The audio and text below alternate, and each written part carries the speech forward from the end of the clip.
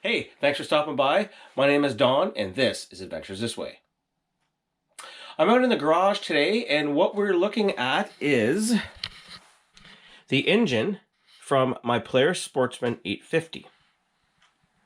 She's all tore apart here, and we're going to give you some details on what it looks like. The main purpose of today's video is to show you guys what all happened to my engine. And really, I want to give some information for people out there that really don't have an understanding of what happens inside an engine and what can happen to it if you get any foreign materials, i.e. water, mud, or maybe even just dust into the inside of your engine. I'm quite active on social media, especially on Facebook. There are a number of groups and forums available where people talk about their machines. There are so many new ATV buyers out there, and they really do not have a concept of how the machine works. I just figured that this would be a great opportunity to show people the inside of an engine and what can happen to it. Here's the story with mine. I got water and mud inside my intake. My airbox failed, and my machine shut off, and I didn't know why. I was just driving down the road. Now, it was acting kind of funny, but I just figured that it had something to do with my exhaust being plugged up. I have an aftermarket exhaust that needs repacking, and I had a similar situation where my machine wasn't running quite right. And after I repacked the muffler, it seemed to work fine. So who knows, maybe even back this past summer, I may have had a small leak in my airbox that I didn't even really know about. That could have been the start of it all. And then 6 months later, you get catastrophic failure.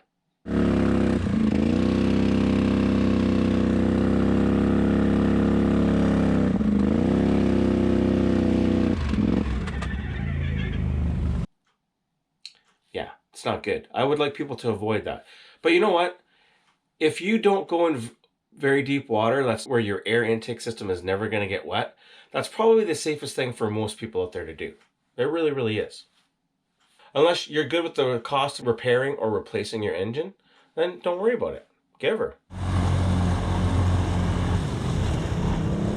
That almost went under. Need a hand? You want a hand? Many different types of ATV riders out there that have different budgets of what they can and can't afford. So if you can't afford it, then don't do it. It's just that simple. So let's just go over the real basics. This is just for people who have no idea what the inside of an engine looks like. So this is a 4-stroke engine, or 4-cycle engine. Okay. So there's 2 parts to the case: lower part, upper part. These are your pistons. The pistons do the work after the spark plug and the fuel does the job. It makes little explosions, blah, blah, blah. Turns the crankshaft. This is where the magic happens. This is where the energy gets turned into, the energy of combustion gets turned into work energy. So let's just, let's have a look-see here. So if you ever get any water or anything in your engine, people talk about, oh, you flush it out with oil, you flush it out with diesel a couple times, and you're probably good to go. Well, this here, I flushed this a few times.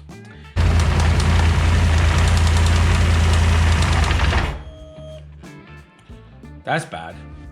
If you ever have a situation and your bike's gonna tip over and get water going into the intake, the best thing to do is shut it right off so you don't actually suck anything in. And there's different procedures for trying to clear it out.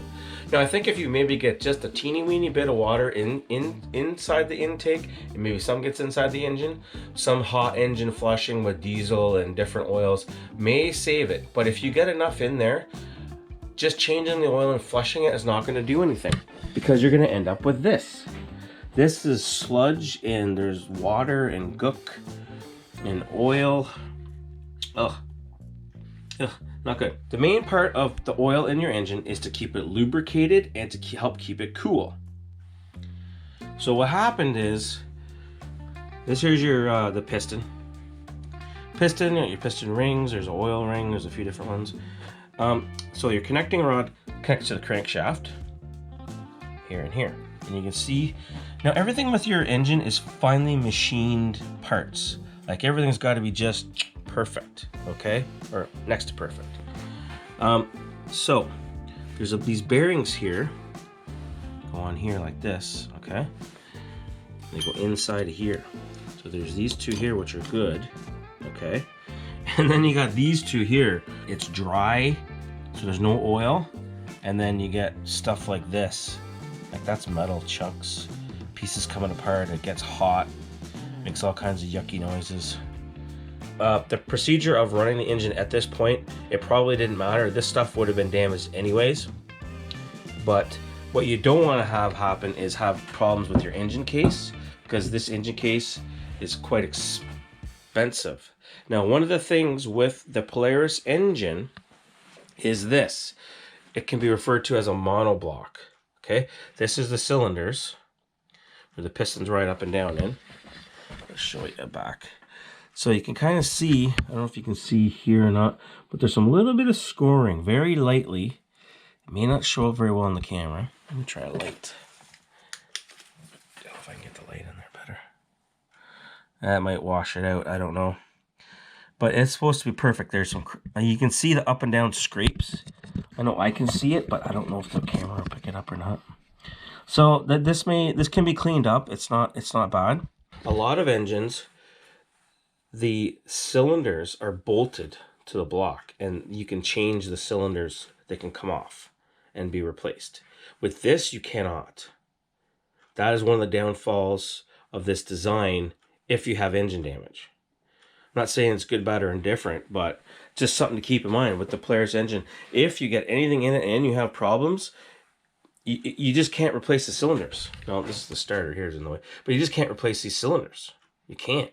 It's all one unit. So like, if you have to replace the whole engine block, you're in big trouble. You're in a world of hurt. Everything's precision, and it's got to work just right.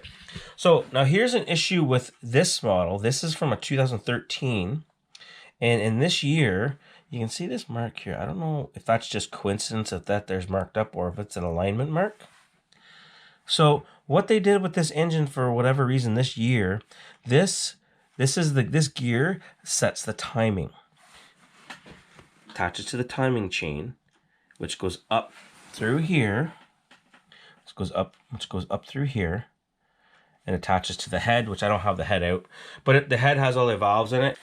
This gear here can spin because it's just pressed on. There's nothing to really hold it. So what can happen? Some people find, oh, my machine was working good, and then now it won't run right, or it won't even run. And it's because this can get spun. So part of the reasons why I didn't repair this engine was, one, I can't reuse this crank. What you can't do in this situation is, if your engine cases are good, and this one's fine, I just need to clean it up. Gonna clean this up, okay? You can reuse it, and you can buy aftermarket. You can buy OEM parts, which are very expensive. But there is aftermarket options. But you're gonna need a crank.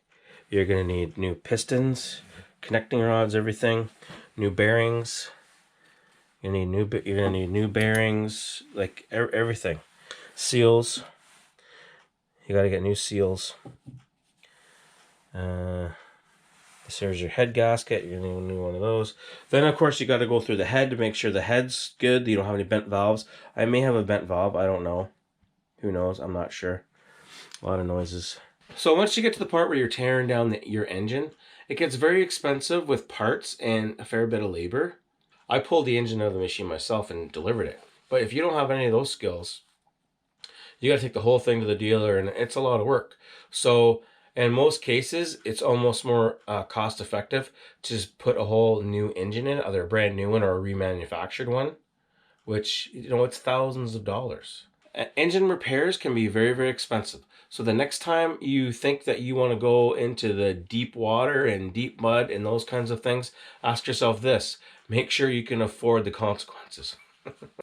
Thanks for tuning in. Why don't you watch one of these videos right here? And I'll see you in the next one.